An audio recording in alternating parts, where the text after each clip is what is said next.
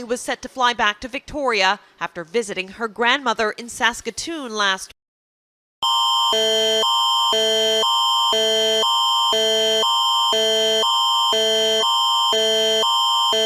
This is an Alberta emergency alert.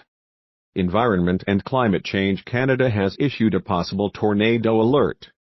This alert is in effect for Rocky View number 44.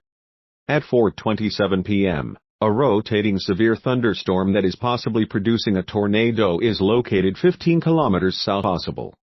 Stay away from windows, doors and outside walls. If you are on the highway and cannot avoid the tornado, seek shelter in a ditch or ravine. For details visit www.emergencyalert.alberta.ca or stay tuned to local media.